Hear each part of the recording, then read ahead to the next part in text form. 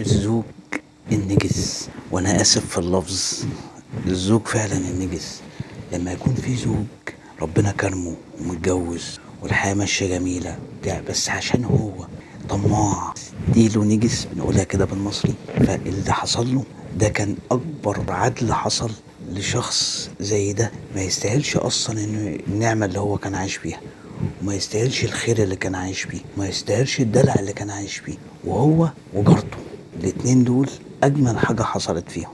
وهتعرفوا القصة والجريمة بس بعد ما تشتركوا في القناة، تفعلوا زر الجرس، ولايك دعما لينا، وتعليقاتك. شوف تعليقك ايه، قول لنا ايه رأيك في الجريمة دي. المهم نبدأ عشان وقت حضراتكم. دول زوجين، وزوجين عايشين كويس وهو مبسوطين. يعني دي موظفة وهو موظف، هو كان مدرس، يعني اللي هو مدرس في الإشراف، وهي كانت موظفة برضو ده في المجلس والحاجات اللي هي المجالس الإدارية. فالاتنين كانوا عايشين ومخلفين بنت لذيذة والحياة جميلة. فكان ساكن قدامهم واحدة كانت حلوة قوي قوي، وكانت دلوعة قوي. فكانت متجوزة واحد أكبر منها بكتير، يعني متجوزة واحد أكبر منها بكتير، بس الواحد ده كان مبسوط قوي قوي. فكان دايما هو يبص لها، ودايما هو شايف ان هو معاها، او شايف ان هي ازاي الجمال ده والحلاوه دي والوضعيه دي واخدها واحد خنشور زي ده، واخدها واحد ضايع زي ده، واحد اصلا ما يعني ايه اللي يبص له كده كهنه، يعني بيقولوا عليه كهنه. المهم فطبعا مراته كانت عارفه ان هو ايه، يعني كانت عارفه ان هو بيبصباص، فكانت دايما عينيها عليه تقول له مالناش دعوه، ونشوف الراجل متجوز واحده قد بنته، عملناش دعوه يا عم، انت مالك ومال الحاجات دي. المهم جه في احد الايام حصل المشكله انها كانت الباب مش عايز يفتح، او المفتاح زي ما تقول اتكسر جوه الباب طبعا وهو طالع. فدي كانت الفرصه. فاول ما طلع قال لها ايه في ايه، ده الباب مش عارف ايه، ده مش عارف ايه، ده عينيا اتفضلي بس حضرتك عندنا لغايه ما ينفعش، ازاي ما يصحش، لا انا مراتي جوه. فالمهم دخل وخبط. طبعا مراته فتحت اتفاجئت، ايه ده بس هتفضل لغايه المفتاح باي كسر جوه الباب وانا هعمل لها المفتاح ده لان جوزها مش موجود مسافر. المهم راح نزل وظبط وعمل وبتاع ومش عارف ايه، قام جاي ايه جايب الراجل وفتح الباب ومظبطه مية مية. وكي طبعا هي قعدت معاها، وانت اخبارك ايه وانا اخباري ايه وانت ايه، فضلوا يتكلموا. المهم طلعت ست طيبه جدا، والاتنين طلعوا طيبين جدا، وهي بتقول له قول له فالمهم اثناء هو بقى بيجيبها عشان ايه يوصلها ويقول لها المفتاح اهو الجديد، تفتحي كده وتقفلي كده. فبيبص لها بقى، فهو بيبص لها جاي ماسك ايديها يجس نبض يعني ومش عارف ايه وبتاع. فلقاها ايه زي ما تقول ايه، مش لقى اللي هي الرفض او لقى الاستغراب، لقى حاجه غريبه، لقى انها ايه زي ما تقول بتتمنى حاجه زي كده. ليه؟ لانها زي ما قلنا في الاول متجوزه كهنه او متجوزه راجل اكبر منها. فالمهم كلمتين، طب رقم موبايلك لو في اي حاجه وبتاع. قام جاي مديه على طول رقم الموبايل بس. وقد كان خلص طبعا وطلع، ومراته قالت له اي حاجه، طب حصل يعني برضه هي برضه يعني هي بتخاف منه، دي عارفه انه بصباص شويه. المهم قد كان.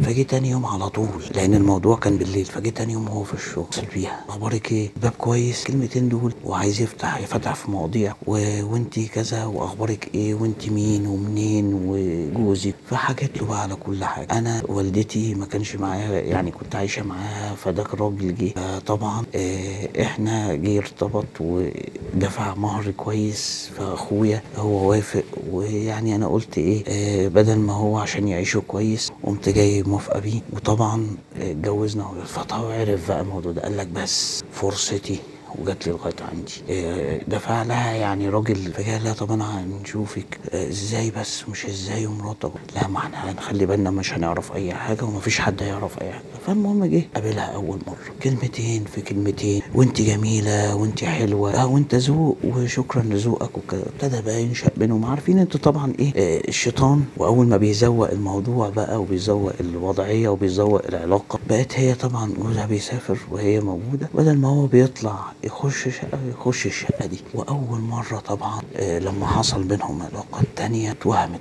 التانيه هي نفسها ما حسيتش انها كانت متجوزه قبل كده. وطبعا ده ممارس وشباب زي بعض كده مش الكهنه يعني. وقد كان هي طبعا عمل كده فاتبهرت بيه وبقت فبقى خلاص على طول بقى ممارس. يعني اول ما يبقى في فرصه يتقابلوا. المهم لدرجه ان هي مره كان جوزها موجود، بس هي كانت عايزاه عايزاها قوي، فكان هي مراته كانت عند امها، فجابها في اليوم ده بس كان بقى بيعمل ايه يعني بعد ما بيخلص يروح زي بإبرة ويرش ببرفان ويعمل كده ويوضب ويفضل يبص بتاع، لان مراته مش بتغير عليه، هي دايما بتخلي بالها منه، عارفه انه بصبص، فكان ايه دايما. فالمهم ابتدى مع الوقت يتغيروا، هي كانت بتقعد معاه احيانا لما بيتقابلوا كده بيقعدوا مع بعض، فلقيتها اتغيرت كده ونظرتها فتحت. لا في ايه انت مالك، انت نظرتي كده، هو في ايه اتغيرتي كده، بقيت اشوفك مهتمه قوي. وهو الراجل بقى انت مالك يا عم بقيت كده مظبط نفسك على طول، انت كنت ساعات بتجيب دقنك بالاسبوع، ايه اللي على طول بقت محلوقه وفي ايه، انت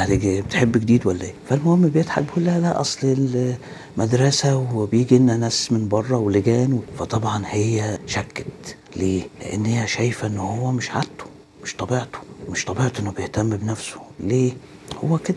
فهي التانية لقيتها كده، فابتدت تشك فيهم هما الاتنين. فالمهم مع الوقت المصيبة السوداء اللي حصلت يا جماعة ان حصل حمل، يعني التانية حملت منه.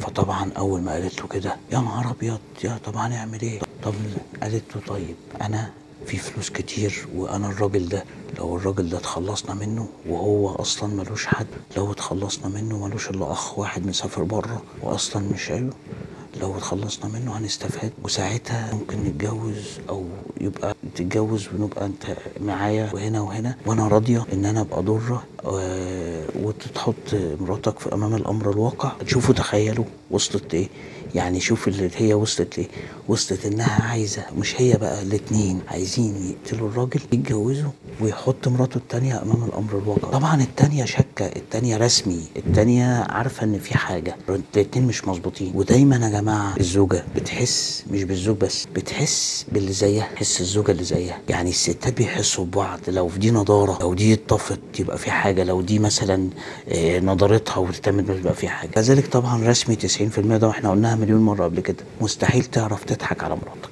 مستحيل. مرة اتنين شكرا، مش هتقدر تضحك عليه.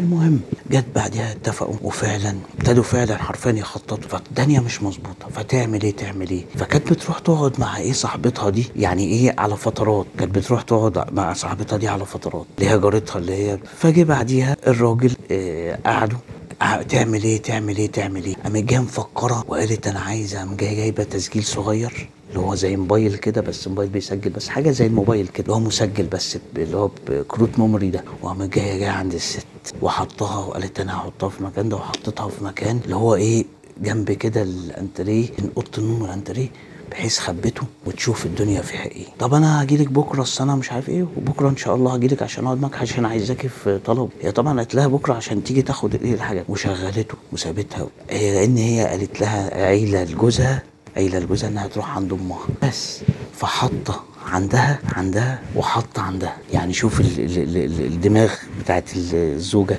وقد كان فعلا حصل ان هو راح لها لما عرف ان عند امها، وحصل بينهم طبعا الطبيعي والعادي. بس اللي مش طبيعي بقى يا جماعه ان هم بيتكلموا، كانوا هم مع بعض في العلاقه كانوا بيتكلموا على تخطيط قتل الراجل خلاص، وهي حامل منه وهيقتلوه وهيتخلصوا منه. فطبعا التانيه ما كانتش تعرف، التانيه في دماغها ان هي عايزه تعرف هو بيخونها ولا لا، او في علاقه بينهم وبعض ولا لا. فطبعا جات لها تاني يوم وخدت الحاجه وجت وبتسمع بقى الحاجه فاتخضت، يا نهار ابيض، يعني هي كمان حامل منك وكمان انتوا عايزين تقتلوا الراجل.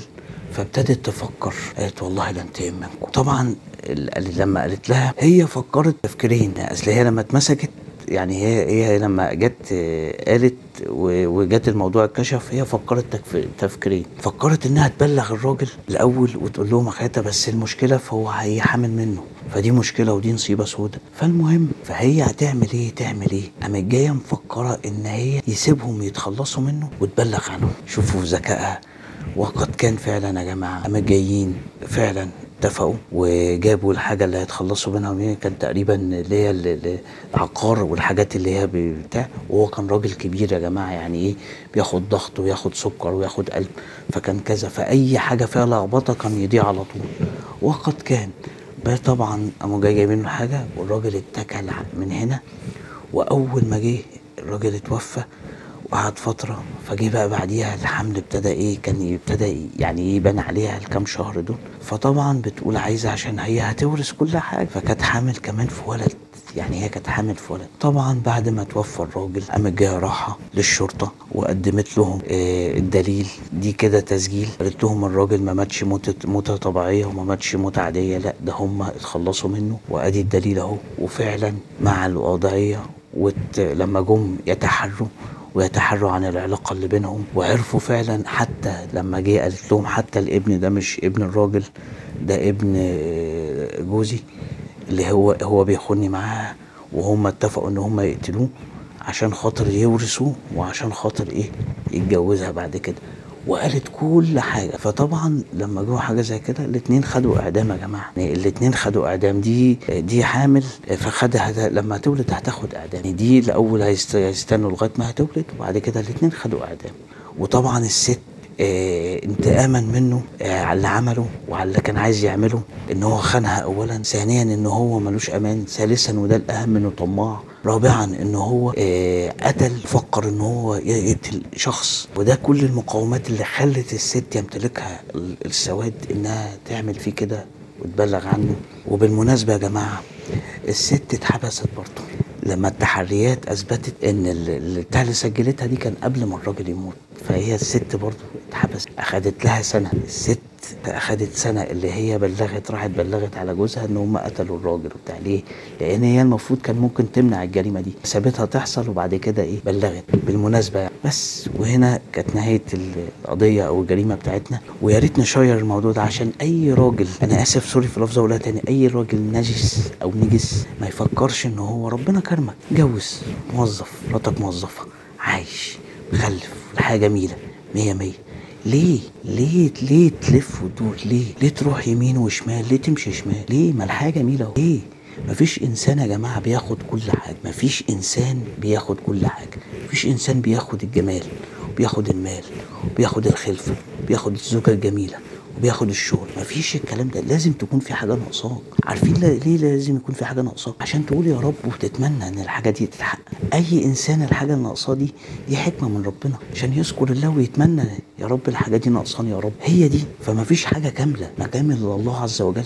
واللي وصل معانا لغايه هنا يا ريت يشترك في القناه ويفعل زر الجرس، واسالكم لايك، واشوفكم القضيه الجايه او القصه الجايه، والسلام عليكم.